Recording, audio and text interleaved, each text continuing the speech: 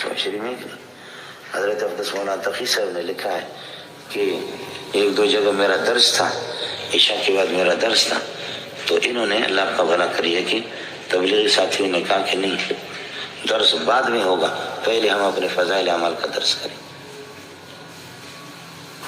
شریف میں یہ کیا ہے؟ یہ کیا ہے؟ کیا آپ کا وہ فضائل اعمال کا درس تقی صاحب کے درس میں نہیں آ سکتا؟ مقصد تو اللہ کی ہدایت ہے، لیکن چنانچہ مولانا فرماتے کہ مجھے درس دینے نہیں دیا گیا۔ یہ تو ہوتا ہے میرے سے، لیکن وہاں جب جو اس جماعت کا جو بانی تھا مولانا الیاس کاندیلی رحمۃ اللہ علیہ، یہ لوگ تبلیغ کے مزاج کو سمجھ چکے تھے۔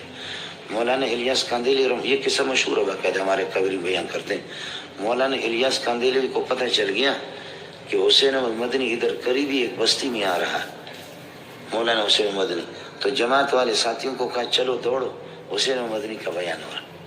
اور مولانا حسین احمد مدنی کو اس بستی میں پتہ چل گیا کہ مولانا الیاس ادھر آ رہا ہے، اس بستی کا نام سنا، اور وہاں آج تبلیغی اجتماع ہے، کچھ ساتھی جمع ہو رہے ہیں، تو حسین احمد مدنی نے فرمایا میری تقریر کی ضرورت نہیں، چلو ادھر الیاس کی بیان سنا۔ سمجھے میں نے؟ وہ ادھر سے آ گئے، یہ ادھر سے، درمیان میں اکٹھے ہو گئے۔ سمجھے؟ یہ ان کے لیے جا رہا ہے، وہ ان کے لیے جا رہا ہے۔ یہ کمال ہے مولوی صاحب۔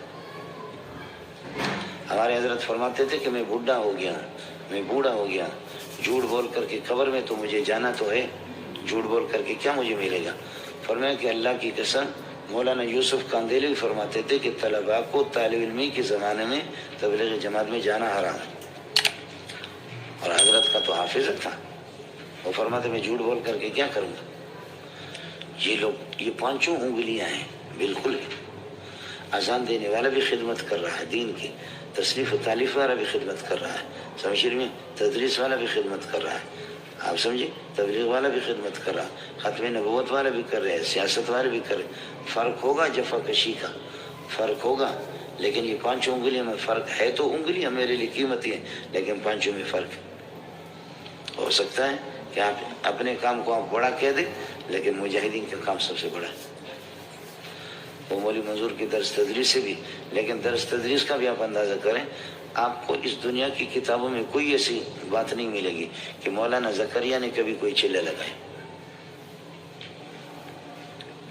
جس نے فضائل اعمال لکھی ہے، فضائل صدقات، حکایت صحابہ، یہ سب جو تبلیغی ساتھیوں کے پاس بمنزل تورات کے ہوتے ہیں، کوئی طور سے انہوں نے لایا، سمجھے بھائی؟